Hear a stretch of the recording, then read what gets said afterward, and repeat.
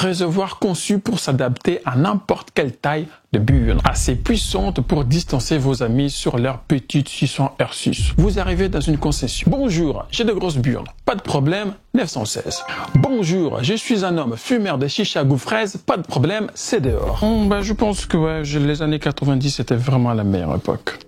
Messieurs l'abonné, quel plaisir de vous revoir. Je vous en prie, prenez place. Nous allons commencer la vidéo. Les années 90 étaient Internet qui débarquait avec des bruits bizarres. Le fameux... des Walkman qui bouffaient des piles en moins de 2 heures. Et des murs de chambre couverts de posters de motos. Mais c'est aussi une décennie incroyable pour les motos. Les constructeurs japonais se battaient pour la vitesse pure. Aujourd'hui, je vous propose de revivre tout ça à travers un top 10 des motos les plus mythiques des années 90. Pas juste des chiffres ou des fiches techniques, mais un vrai voyage dans le temps, avec des machines qui ont marqué l'histoire et parfois frôlé la folie. Alors casque sur la tête, rétro réglé, let's go!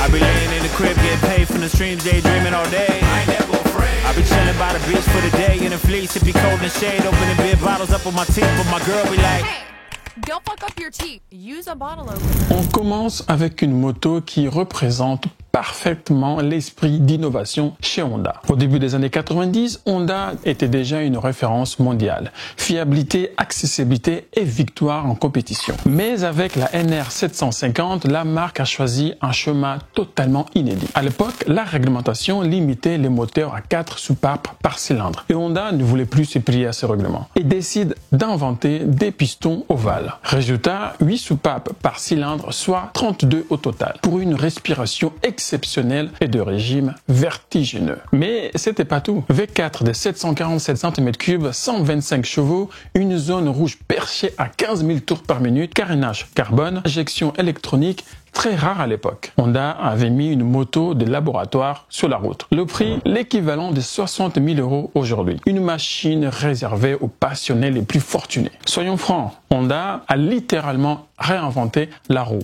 Mais pas ronde. Une moto qui imposa le respect même devant un café. Les Ducati se mettaient en garde à vous. Passons maintenant chez Suzuki. La marque japonaise connue pour ses sportifs efficaces et abordables a décidé à la fin des années 90 de jouer dans la cour des gros bicylindres sportifs. Là où Ducati régnait déjà. C'est plutôt courageux de sa part. Résultat, la TL 1000S est née. En 97, une moto redoutable. Mais elle a vite hérité d'un surnom, la veuve noire. Mais c'est pas vraiment rassurant, soyons honnêtes. Mais alors, pourquoi ce nom? Parce que Suzuki a conçu un moteur incroyable, mais un châssis un peu, comment dirais-je, éclaté au sol. V-twin de 996 cm3, 125 chevaux, premier amortisseur rotatif de série. C'est plutôt une idée brillante, en théorie, mais qui aimait bien surprendre les pilotes. À vitesse modérée, la TL est charmante. Mais dès qu'on ouvre les gaz, c'est un vrai rodéo.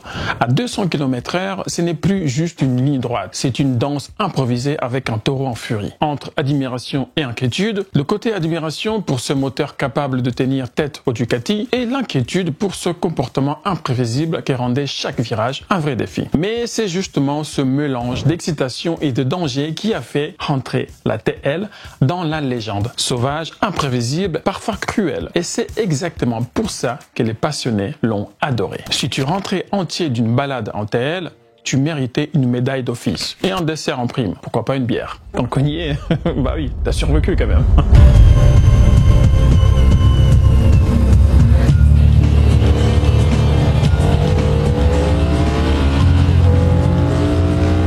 Retour chez Honda. Au milieu des années 90, la marque ne voulait pas seulement faire de motos fiables et élégantes. Elle voulait être la plus rapide. L'adversaire, la Kawasaki ZX11, la reine des longues lignes droites et cauchemar des autoroutes européennes. La réponse de Honda arrive en 96, la CBR 1100XX Super Blackbird.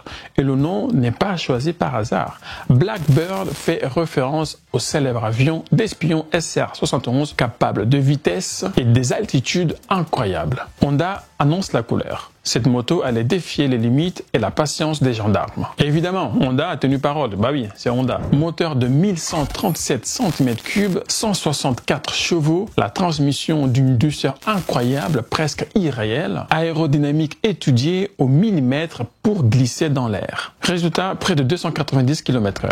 Mais le plus impressionnant, c'est son équilibre. Contrairement à certaines rivales brutales, la Super Blackbird offre une sérénité étonnante. Imaginez filer à 280 km/h et avoir presque l'impression d'être dans une voiture de luxe. Sans clim, sans toit, ok, mais quand même. Avec la Blackbird, on pouvait traverser la France sur une seule face de cassette audio. Pas le temps de tourner la bande. Vous êtes déjà à Marseille avant la fin du morceau. La presse spécialisée a salué ce parfait équilibre entre vitesse de folie et confort surprenant.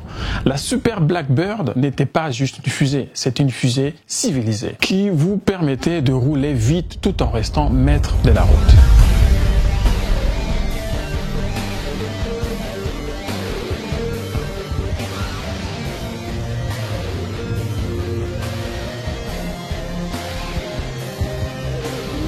Pour les gros cubes, 1991 sera placé sous le signe de l'échappement, un manque de peau, si l'on peut dire, pour les amateurs de sensations, puisqu'au nom de cette noble cause qu'est l'écologie, l'ensemble des sportifs régresse un tantinet au niveau performance.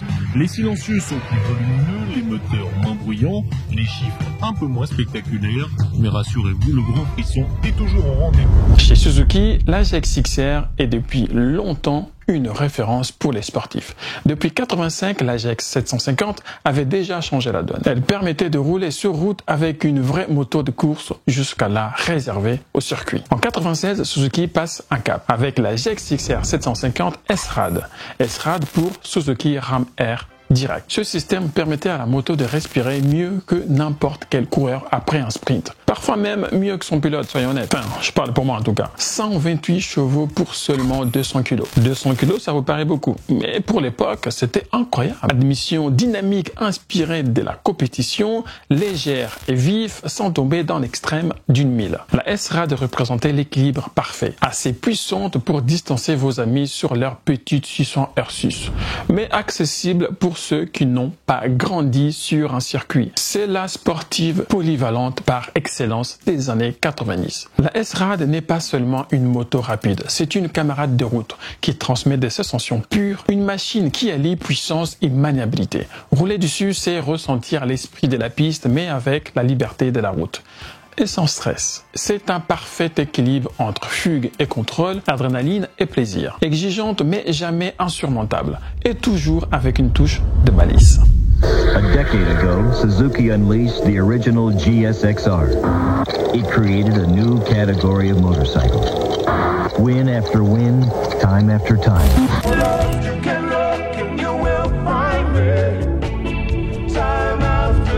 Ducati, où le style et la performance se rencontrent avec une classe folle. En 1994, la marque italienne frappe un grand coup avec la 916, une moto qui va bouleverser les codes des sportifs et du design. Ce n'est pas juste un engin mécanique, c'est une œuvre d'art motorisée qui suscite autant d'admiration que l'envie. Signé par Massimo Tamborini, son design reste une référence jusqu'à aujourd'hui. Ligne tendue, arrière effilée, réservoir conçu pour s'adapter à n'importe quelle taille de burne. Imaginez, vous arrivez dans une concession. Bonjour, j'ai de grosses burnes. Pas de problème, 916. Bonjour, j'ai des petites burnes. Pas de problème, 916. Bonjour, j'ai une petite burne. Pas de problème, 916. Bonjour, je suis un homme fumeur de chicha goût fraise, pas de problème, c'est dehors. Bonjour, non, vous avez compris. Bonjour, je suis un homme incendant lavabo, pas de problème, oh, putain, tu t'es raté d'époque, c'est pas la bonne époque, mon gars. Bon, enfin bref. Bonjour, bon, vous avez compris. Et une fourche inversée parfaitement intégrée. Mais la 916 ne se limitait pas à son look. Sous le carénage, elle cache des vraies pépites techniques. Moteur V-twin desmotromique. Waouh, c'est chaud à dire ça. Moteur V-twin desmotromique. Vous avez compris. 916 cm3, 114 chevaux pour seulement 190 kg. Ah oui, ça y est, on commence à descendre. Les soupapes s'ouvrent et se ferment mécaniquement sans ressort, permettant des régimes très élevés, une réactivité immédiate et une fiabilité exemplaire. Fiabilité? Ducati. Fiabilité Ducati? Il est temps de demander à mon ami qu'est-ce qu'il en pense, n'est-ce pas? Voyons voir. Dis-moi, j'ai une question. Il se trouve que je suis en train de faire une vidéo et dans mon script, il y a marqué Ducati et fiabilité. Je parle de la 916. Est-ce que tu penses que cette moto était fiable? La 916, c'est un vrai mythe. C'est une moto iconique. Mais à l'époque, elle avait quand même une réputation d'être un peu capricieuse, notamment au niveau de l'entretien. Mais ça reste une machine exceptionnelle. Donc ça peut être intéressant d'en parler dans ce contexte-là. Une fois que les entretiens sont respectés, il n'y a pas de problème, on est d'accord? Exactement, c'est vraiment la clé. Un bon entretien régulier et ça se passe très bien. Donc ça peut être un bon point à souligner dans ta vidéo pour montrer que finalement ça reste une moto très performante. Merci. Donc finalement, je vais la garder. On va passer au châssis. Trélie tubulaire, légèreté et rigidité, maniabilité offrant une précision chirurgicale dans les virages. Suspension Öhlins et frein Brembo pour contrôler la puissance avec une constance sur route et sur circuit. Aérodynamique équilibrée, un carénage profilé et une masse centrale bien placée garantissant stabilité et précision à haute vitesse. Qu'est-ce que tu veux que je dise de plus? Si, je vais encore dire des trucs. Au-delà des chiffres, la 916 incarnait le style italien. C'était un peu comme sortir avec Monica Bellucci. Tous les regards se tournaient vers vous. Même ceux qui n'aimaient pas la moto trouvaient une raison, comme par hasard, d'aimer l'Italie. La 916 ne se conduit pas. Elle impose la révérence. Et une petite pointe de jalousie derrière elle. Monica Bellucci. Ah, Monica Bellucci. Puffy's definitely here. How you know? Because one of those bikes belongs to me. Nice machines. Damn right. The engine? It's an 8-valve liquid-cooled Desmo V-twin. The tires? Ducati Dragons. Top speed 180 miles an hour. Best of all, it's got an onboard computer. What are you doing? It's one thing I know better than any computer, it's these bikes. Puffy knew that. It's better be good, Dodge. This motorcycle's called a 916. Not a 616. Au-delà des années 90, le marché de la moto était en oversens. Chez Kawasaki, l'objectif est clair, être la plus rapide. Pas de gadget, pas de finesse, juste la puissance pure. C'est dans cet esprit qu'apparaît la ZX11. Dès sa sortie, elle devient la reine des autoroutes, capable de garder sa couronne pendant 6 ans. Terreur des radars, cauchemar des gendarmes. Croiser sa route, c'était affronter une véritable bête mécanique. Moteur de 4 cylindres, 1052 cm3 pour 147 chevaux, délivré de façon linéaire pour des accélérations fulgurantes. Système ram-air, l'air forcé dans la démission augmente la puissance à haute vitesse. Châssis double berceau, stabilité maximale à grande vitesse, précision dans les courbes, double disque de frein avant et des suspensions ajustables essentielles pour garder le contrôle même au-delà de 250 km/h. La ZX11 n'est pas une moto subtile, elle incarne la philosophie Kawasaki. Puissance brute, intimidation mécanique et record de vitesse. Rouler dessus, c'est se sentir à la fois Flash Gordon et pilote de course sur l'autoroute. Imaginez-vous avec une coupe moulée, parfaitement soufflée par le vent. Et honnêtement, les deux allaient très bien ensemble à l'époque.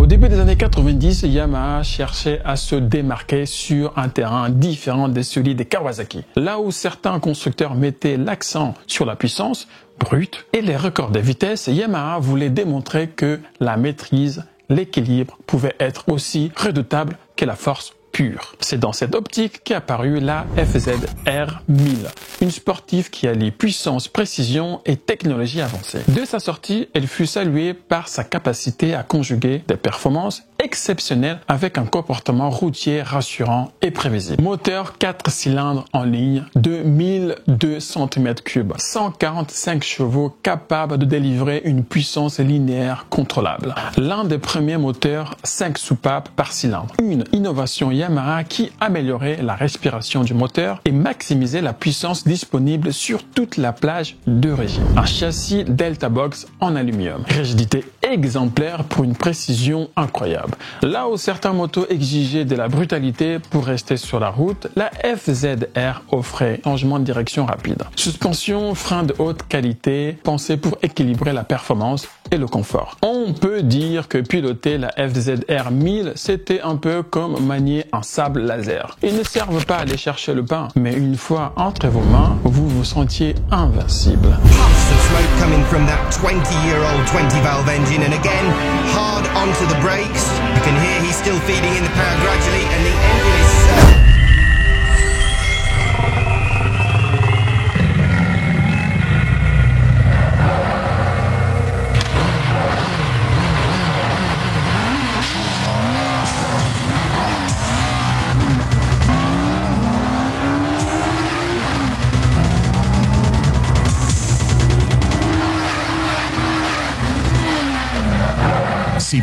900RR, a racing pedigree. En 92, Honda lance la CBR 900RR Fireblade, une machine qui va complètement changer les règles du jeu. Derrière cette révolution, Tadao Baba, un ingénieur visionnaire. Pour lui, la course à la puissance brute ne servait à rien. Ce qu'il voulait, c'était une moto plus légère, plus maniable, capable de réagir comme une extension du pilote. Il y avait juste deux mots: total contrôle. Techniquement, la Fireblade était incroyable. 4 cylindres en ligne de 893 cm3 développant 124 chevaux avec une souplesse rare pour l'époque. À chaque rotation, se ressentait directement sur la roue arrière. Poids plume de 185 kg. Seulement, oui, ça commence. Oui, c'est un chiffre hallucinant face aux concurrentes, souvent plus proche de 220-230 kg. Un rapport poids-puissance inédit qui permettait une agilité incroyable dans les virages serrés et une accélération explosive en ligne droite. Châssis optimisé, suspension avancée étudiée pour l'équilibre parfait entre rigidité et précision. La géométrie de la Fireblade offrait un contrôle chirurgical dans les courbes. Et aïe, l'accent va sortir. Bref, je continue. Même à haute vitesse, les super sports modernes doivent beaucoup à cette machine, car elle a mis en avant un nouveau standard. Moins de poids, plus de contrôle. Voilà, le nouveau monde a été lancé par Honda, motherfucker. Et pourtant, un détail du quotidien rappelait que même les miracles techniques ont leurs limites. Coincé derrière une Twingo à 30 km/h en centre-ville, ça vous parle? Le total contrôle, c'était surtout la patience qu'il fallait gérer. Mais dès qu'une route dégagée se présentait, la Fireblade reprenait vie. Légère, vif, réactif, presque comme une espèce d'animal dressé pour répondre à chaque geste de pilotage.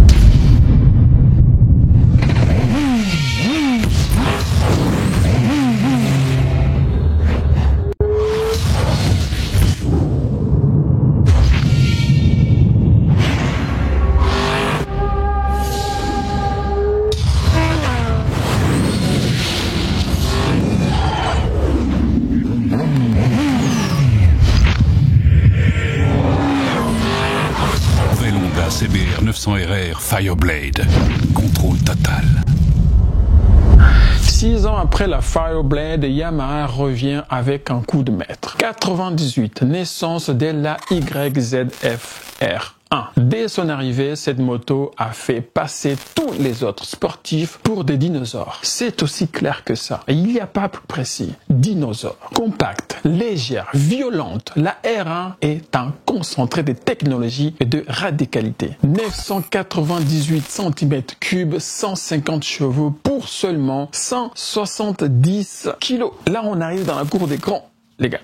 Là, on arrive dans les standards d'aujourd'hui, mais c'était un vrai record pour l'époque. Derrière ces chiffres, il y avait une vraie philosophie. Cadre Delta Box 2 est une pièce maîtresse inspirée directement des motos des Grands Prix. Il est rigide comme un roc et pourtant très légère. Et la boîte Close Ratio, des rapports très proches pensés pour exploiter chaque centimètre de puissance du moteur. En ville, la R1 n'aime pas flâner, elle aime aller vite. Mais attention, elle ne pardonne pas les erreurs. Mais par contre, elle récompense les personnes qui savent la dompter. C'est tellement vif que tu peux réfléchir à ta liste de courses en pleine inclination. Genou au sol. Attention, même si cette liste t'emmène chez le carrossier, ça ne compte pas comme succès. Ah bah non. Une moto qui a placé la barre si haute que tous les autres marques ont dû repenser leur modèle. Rien que ça.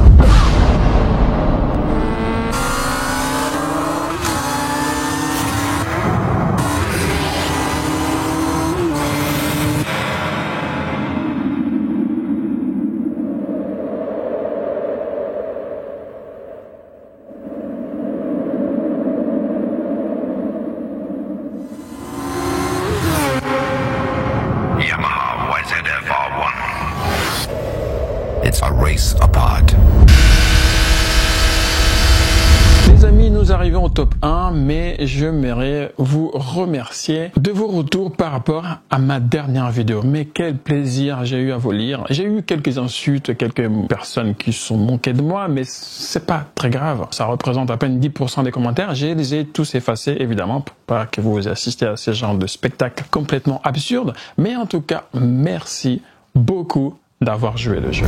Et voilà, on arrive au sommet. La moto qui a marqué toute une génération, la légende absolue, la Suzuki Hayabusa GSX 13000R, sortie en 99. On va être clair, cette machine n'avait pas été créée pour séduire des courbes douces ou des gadgets inutiles. Non, son objectif était clair, net et assumé. Devenir la moto la plus rapide du monde. Et Suzuki a réussi. Évidemment, c'est Suzuki. Vous connaissez Suzuki quand même. Dès sa sortie, la Hayabusa bouleverse tout. Moteur de 4 cylindres en ligne, 1299 cm3 pour 173 chevaux. Un couple monstrueux, disponible à tous les régimes. De 0 à 100 km/h en 2,7 secondes. Vitesse de pointe 312 km/h. Mesuré par la presse, un record absolu, hallucinant pour une moto de série. Mais la vitesse n'est pas son seul atout. La carrosserie aérodynamique, une goutte d'eau. Elle permettait de fendre l'air avec une efficacité incroyable, garantissant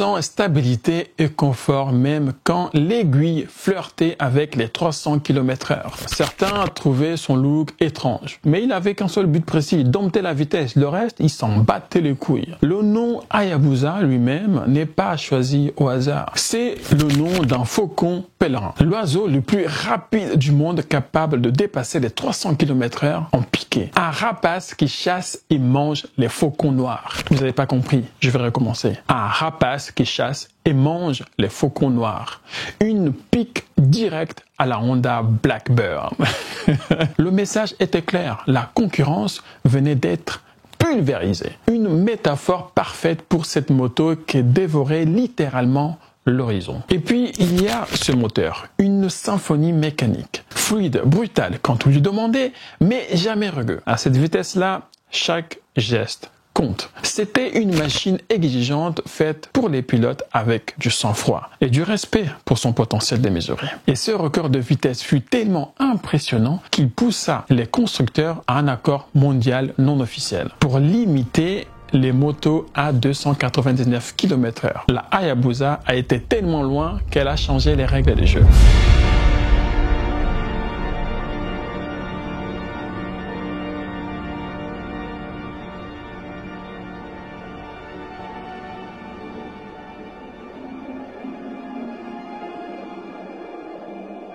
Hayabusa the motorcycle, like its namesake, relies on ultra-efficient aerodynamics to soar. And soar it does. Hayabusa is so radically advanced, it demands an entirely new performance category: Ultimate Sport.